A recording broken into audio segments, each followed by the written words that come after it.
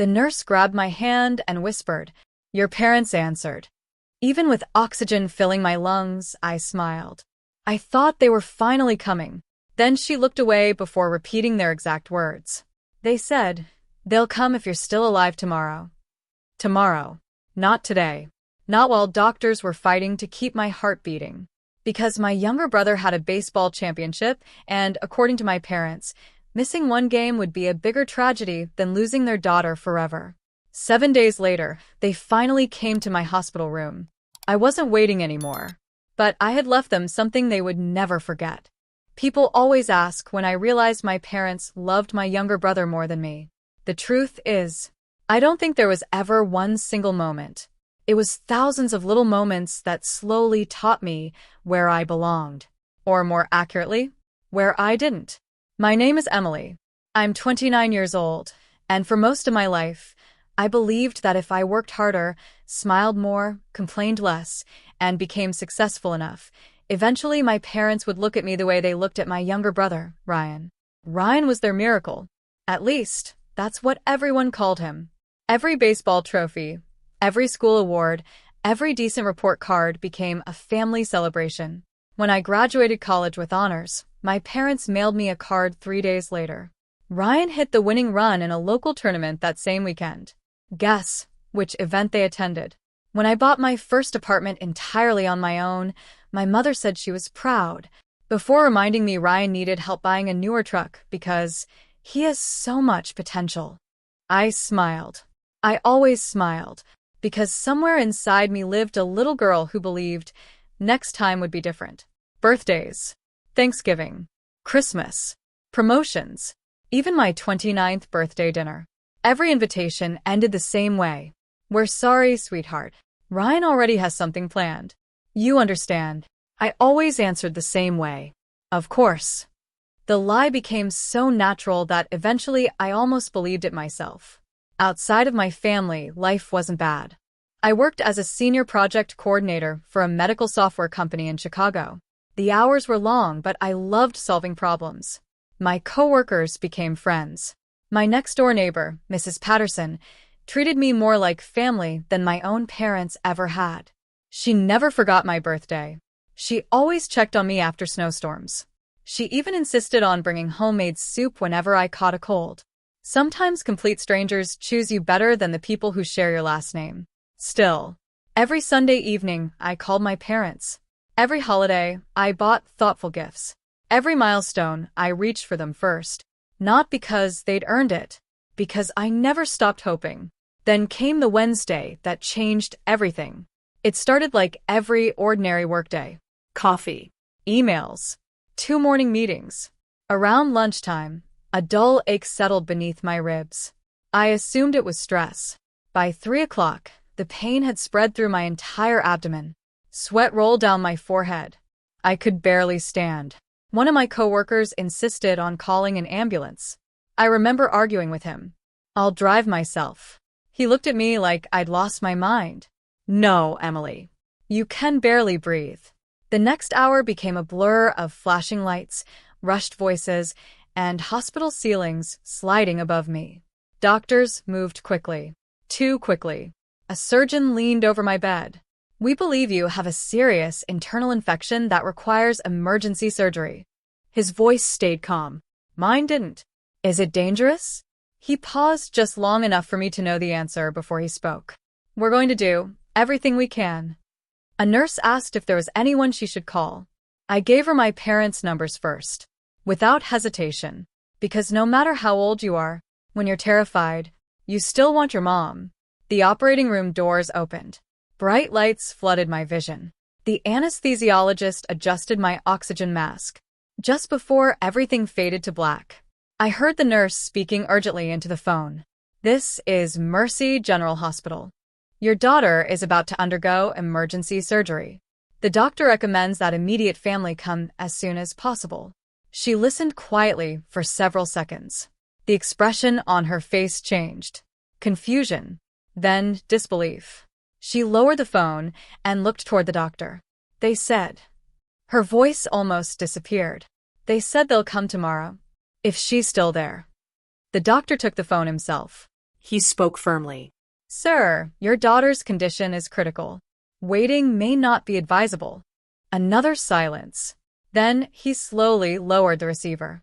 Nobody said another word, but they didn't have to. I already knew. Ryan had his state championship baseball game that night.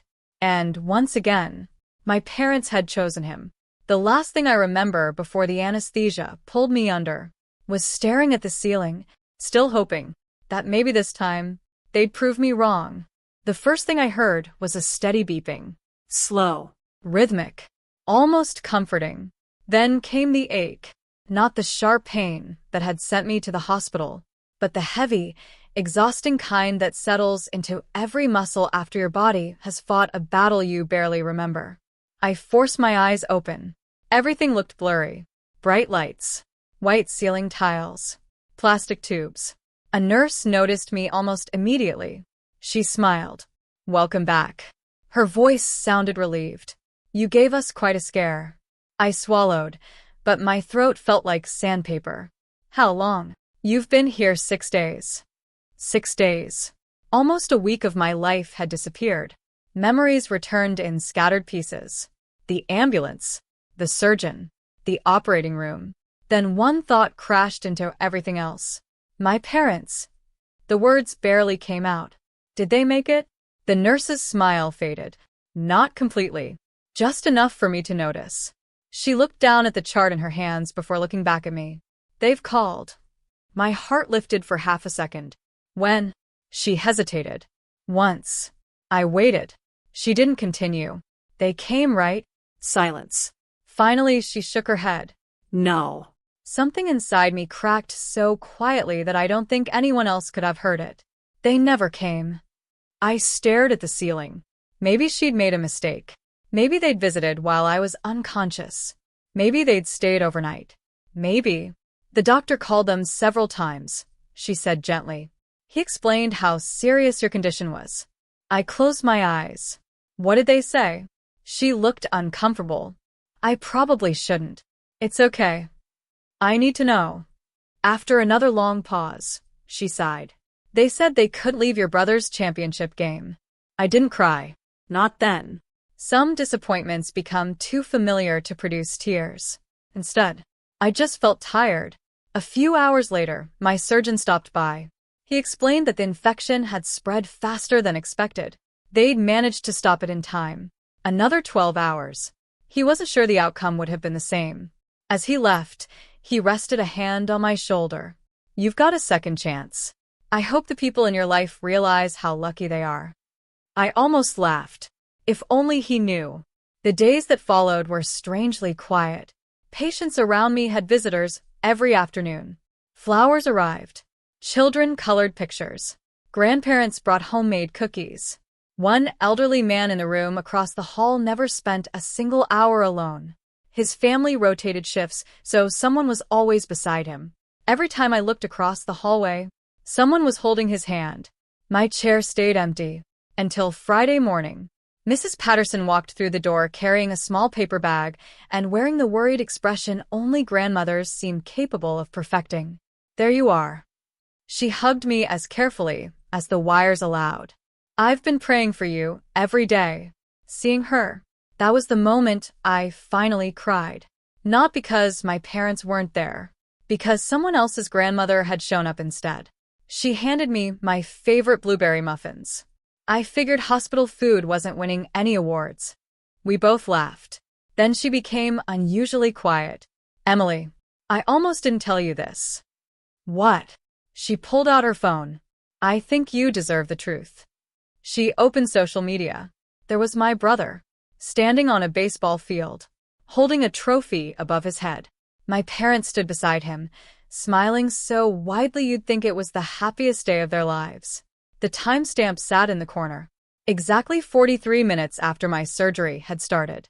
The caption underneath read, "Nothing matters more than being there for family. Proud of our champion." I read it 3 times. Then I handed the phone back, without saying a word, because there wasn't anything left to say. That single photograph explained my entire childhood. I had spent 29 years believing I was competing for my parents' attention. I finally understood There had never been a competition. The decision had been made long before I was old enough to notice. 3 days later, I was discharged. I packed the few things I had, signed the paperwork, thanked every nurse who had helped keep me alive. As I stepped into the hospital lobby, I saw them. My mother, my father, Ryan, all three standing together like they were arriving for Sunday brunch. My mother hurried forward with open arms. "There you are. We've been trying to catch you before you left." I didn't move. Dad smiled awkwardly. "Looks like everything turned out fine." Ryan shrugged. "Sorry we couldn't make it earlier. It was kind of a crazy week." My mother touched my arm. "You understand, sweetheart. Your brother only gets one championship." I looked at each of their faces. Faces I'd spent nearly 3 decades trying to make proud. Then I smiled. Not because they'd finally come. Because I finally stopped waiting for them to. "I do understand." My voice surprised even me. It just took me almost 30 years. I walked past them. No argument. No screaming. No dramatic goodbye. Outside the hospital, Mrs. Patterson was waiting beside her car. She opened the passenger door. I climbed in without looking back. That afternoon, I changed every emergency contact in my phone. The next week, I started therapy. A month later, I moved into a new apartment.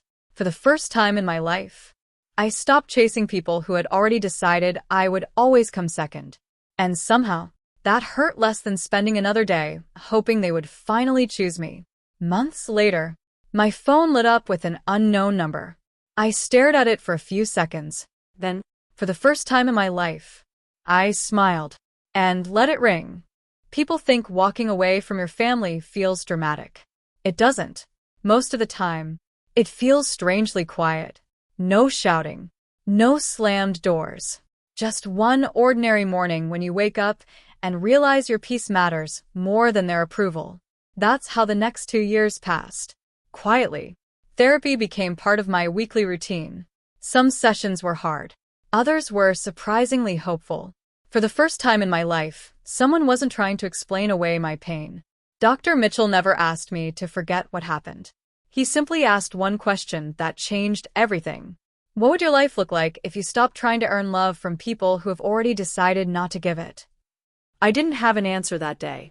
But eventually, I built one. Work became exciting again. I accepted a promotion I'd almost turned down because I finally believed I deserved it. Mrs. Patterson remained my biggest cheerleader. She celebrated every accomplishment with more pride than my parents ever had. Somewhere along the way, my coworkers stopped feeling like coworkers. They became family. The kind that remembered birthdays. The kind that checked on each other after difficult days. The kind that actually showed up. And little by little, the emptiness my parents left behind became smaller. Not because I forgot them, because I stopped measuring my worth by their choices. Then, almost 2 years after my surgery, my phone rang. The caller ID showed the name of a law office. At first I thought it was spam. Instead, it was an attorney representing my parents. My father had suffered a serious stroke.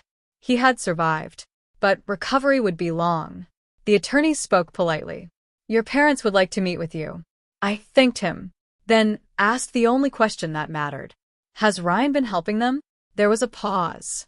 "Your brother accepted a job on the West Coast several months ago. So, he's unavailable."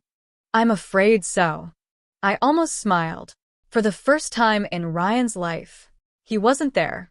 A week later, another letter arrived. This one was handwritten. My mother's handwriting hadn't changed. "Emily, families make mistakes. Families forgive. Families take care of each other. Please come home. Your father needs you." I read the letter twice, then placed it back in the envelope. The words sounded strangely familiar. Families take care of each other. I closed my eyes. Suddenly, I wasn't sitting in my apartment anymore.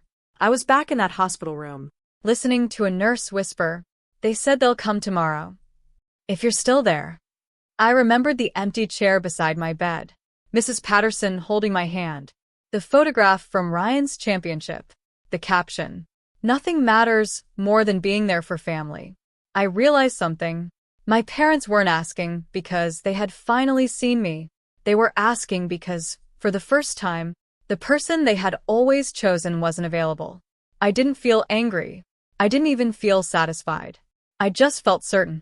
That evening, I sat at my kitchen table and wrote exactly one letter. Dear Mom and Dad, I hope Dad makes a full recovery. Truly, illness is something I wouldn't wish on anyone, not even the people who taught me what loneliness feels like. You asked me to remember that family takes care of family. I remember. I also remember lying in intensive care while doctors weren't sure I'd survive the night. I remember asking for you. I remember waiting. Most of all, I remember hearing that you'd come only if I was still alive the next day. That was the day I stopped being your responsibility. Not because I wanted revenge, because I finally accepted the truth. I forgive you, but forgiveness doesn't rebuild trust. And trust ended the night you decided my brother's game mattered more than my life. I sincerely hope you find peace. I have finally found mine. Goodbye. Emily. I sealed the envelope, dropped it into the mailbox the following morning. Then I went to work. Life continued. Months passed. The attorney never called again. Neither did my parents. One Saturday morning, I met Mrs. Patterson for breakfast at our favorite little cafe. As we laughed over pancakes and coffee, my phone buzzed. It was my closest friend asking if I could come to her daughter's birthday party that afternoon. They won't start without Aunt Emily, the text read. I smiled before typing back. I'll be there. Driving home later that evening, I realized something that would have broken my heart years earlier. I no longer wondered whether my parents loved me, because my life was finally full of people who showed me they did. The hardest thing I ever erased wasn't my parents' phone numbers. It was the hope that someday they would become the family I needed. The day I finally let go of that hope was the day I stopped surviving and truly started living.